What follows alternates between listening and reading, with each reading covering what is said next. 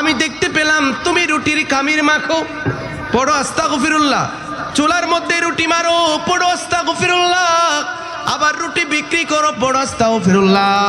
আবার রুটি বিক্রি করে টাকা নাও, পড়ো আস্তাগফিরুল্লাহ। এভাবে তুমি সবসময় আস্তাগফিরুল্লাহ আস্তাগফিরুল্লাহ পড়ছো, ঘটনা কি?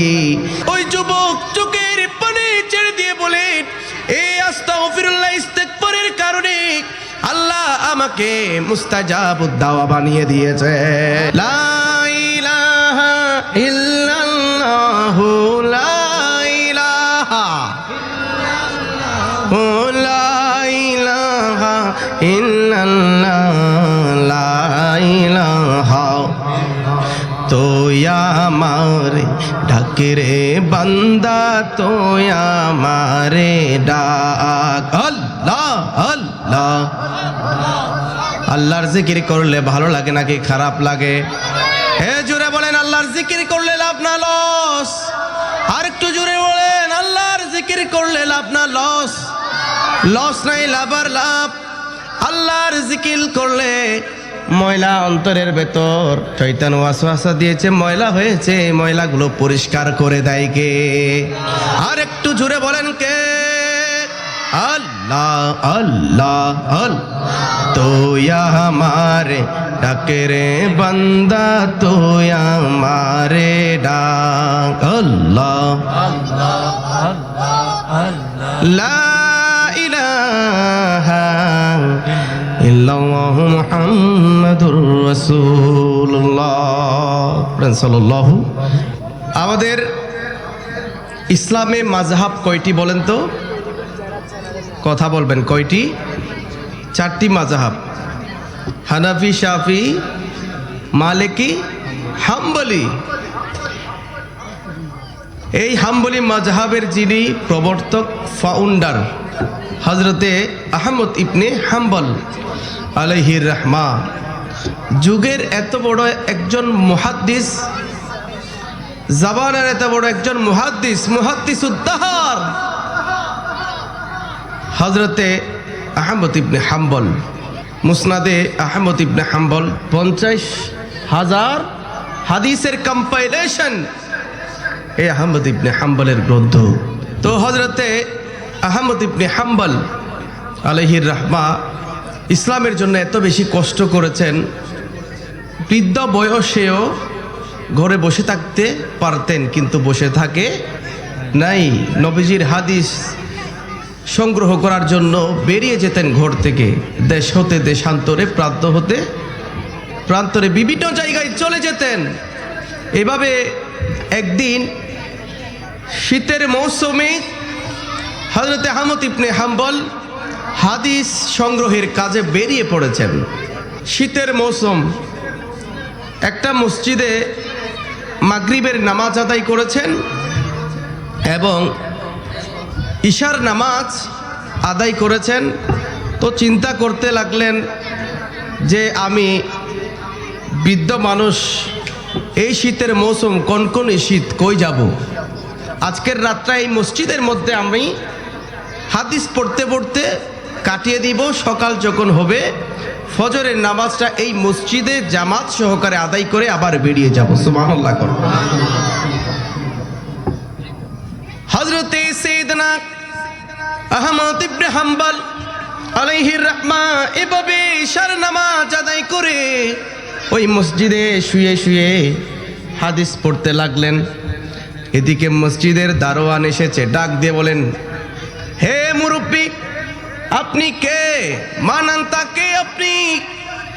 আপনি এখানে কি করছেন? এটা তো ঘুমানোর জায়গা নয়, আপনি বেরিয়ে যান, এটা ঘুমানোর জায়গা নয়।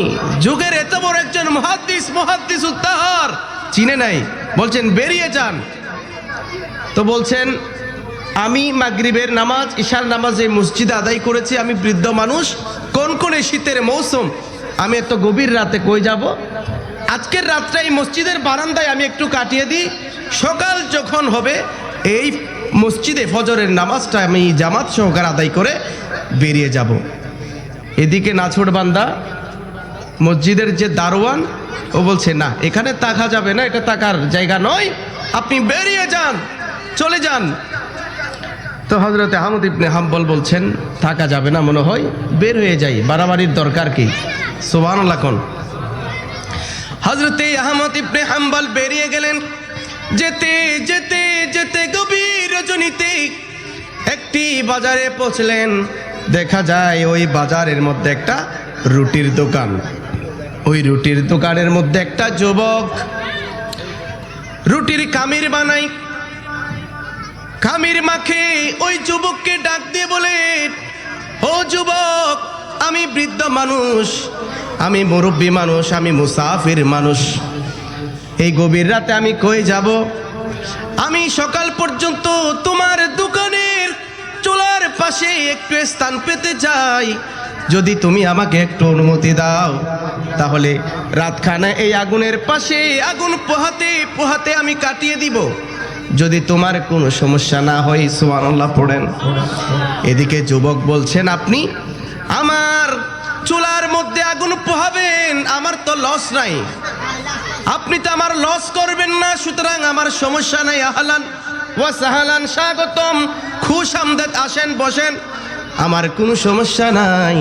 হযরতে সাইয়েদনা আহমদ ইবনে হাম্বল বড় খুশি হয়ে গেলেন, থাকার একটা জায়গা পেলেন।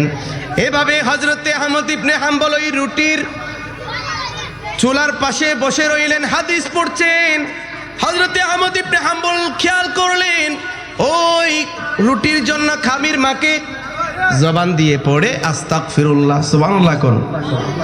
রুটির খামির মাখে পড়ে আস্তাগফিরুল্লাহ, রুটি মারে চুলার মধ্যে পড়ে আস্তাগফিরুল্লাহ, রুটি বিক্রি করে বলে আস্তাগফিরুল্লাহ, আবার রুটি বিক্রি করে টাকা নেই, ক্যাশের মধ্যে টাকা রাখে, কিন্তু বলে আস্তাগফিরুল্লাহ। এই আস্তাগফিরুল্লাহ আস্তাগফিরুল্লাহ জিকির করতে লাগলো।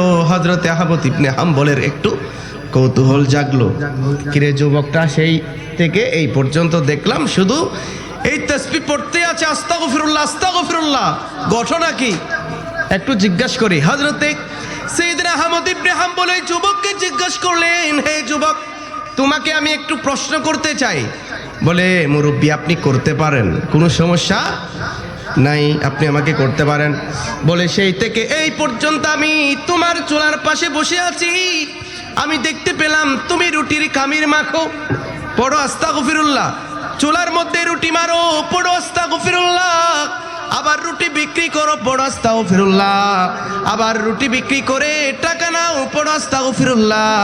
এভাবে তুমি সবসময় আস্তাগফিরুল্লাহ আস্তাগফিরুল্লাহ পড়ছো, ঘটনা কি? ওই যুবক চোখের পানি ছেড়ে দিয়ে বলে, এই আস্তাগফিরুল্লাহ ইস্তেগফারের কারণে আল্লাহ আমাকে মুস্তাজাবুদ দাওয়া বানিয়ে দিয়েছেন। এই জীবনে আমি যে যে দোয়া আল্লাহর কাছে করেছি, সব দোয়া আল্লাহ কবুল করে নিয়েছে, সুবহানাল্লাহ কোন। রুটির দোকানদার, কিন্তু মুস্তাজাবুদ দাওয়া, মুস্তাজাবুদ দাওয়া মানে বুঝেন? অর্থাৎ আপনি হাত তুলবেন, হাত তুলতে দেরি লাগবে, বলতে দেরি লাগবে, কবুল হতে দেরি লাগবে না, সুবহানাল্লাহ কোন। হাত তুলতে দেরি লাগবে, কিন্তু কবুল হতে দেরি লাগবে না। সমস্ত নবী রাসূল পয়গম্বরদেরকে একটা একটা মুস্তাজাবুদ দাওয়া হিসেবে আল্লাহ স্পেশাল কোয়ালিটি দিয়েছেন। আপনিও সেই জন্য মুস্তাজাবুদ দাওয়া হতে পারবেন। আপনি রাস্তার সুইপার হতে পারেন, আপনি রাস্তার মুচি হতে পারেন, দোকানের জারুদার হতে পারেন, আপনি গরিব অসহায় খাঙ্গাল হতে পারেন, মিসকিন হতে পারেন। আর আপনিও যদি এরকম এই আমলটুকুন করতে পারেন, আল্লাহর কাছে আপনি ফরিয়াদ করতে দেরি লাগবে, কবুল হতে দেরি লাগবে না। আর একটু জোরে কোন।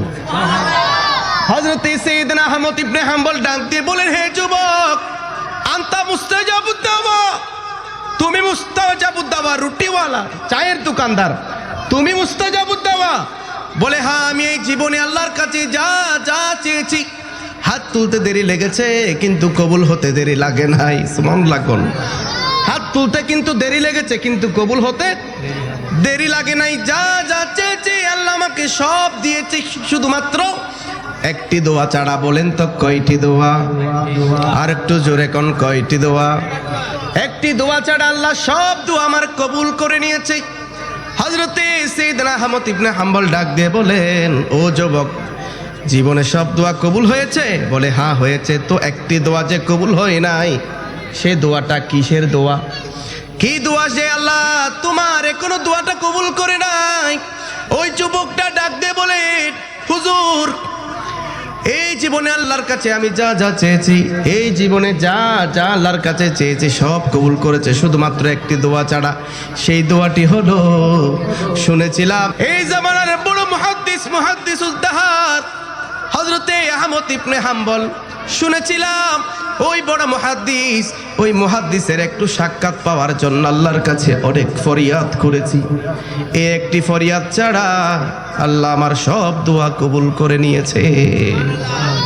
এখন যেই মানুষটার সাথে একটু সাক্ষাৎ করার জন্য এত ফরিয়াদ করেছেন, ওই মানুষটা কোথায় এখন? ওনার দোকানে। সুবহানাল্লাহ কোন, আর একটু জোরে কোন সুবহানাল্লাহ। মানুষটাকে আল্লাহ তার দোকানের সামনেই পাঠিয়ে দিয়েছেন। সুবহানাল্লাহ কোন। হযরতে আহমদ ইবনে হাম্বল চোখের পানি ছেড়ে দিলেন, ডাক দিয়ে বলেন, হে যুবক, তোমার জীবনে আল্লাহর কাছে তুমি যা যা চেয়েছো তোমার সব পূরণ করে দিয়েছে। মনে রেখো যুবক, তোমার এই দোয়াটাও আজকে কবুল হয়ে গেছে। তোমার এই দোয়াটাও কবুল হয়ে গেছে। তুমি কি জানোনি আমি কে? আনা আহমদ ইবনে হাম্বল, আনা আহমদ ইবনে হাম্বল, আমি সেই আহমদ ইবনে হাম্বল যার সাথে সাক্ষাৎ করার জন্য তুমি সব সময় আল্লাহর কাছে দোয়া করেছো। ওগো রুটিওয়ালা যুবক, তুমি ওই মুহাদ্দিসের সাথে দেখা করার জন্য, ওই বুজুর্গের সাথে দেখা করার জন্য তার কাছে কষ্ট করে যেতে হয় নাই। আল্লাহ রব্বুল আলামিন ওই মুহাদ্দিস উদ্দাহারকে তোমার চায়ের দোকানে পাঠিয়ে দিয়েছে। চাইলে আমরাও এই আমলটুকুন করলে, এই ইস্তেগফারের বদৌলতে আমাদেরকেও মুস্তাজাবুদ দাওয়া বানিয়ে দিতে পারে কে? জোরে বলেন কে? তা এখন থেকে এটা সব সময় জপতে পারবেন ইনশাল্লাহ। সহজ না কঠিন? হাত তুলে কোন, সহজ না কঠিন? কে কে পালন করবেন হাত তোলেন। মাশাআল্লাহ, নারে তাকবীর, নারে রিসালাত, নারে গাউসিয়া, শাহিন শাহে মদিনা। আল্লাহ আমাদেরকে কবুল করুন, আমিন। লা ইলাহা, লা জোরে লা ইলাহা।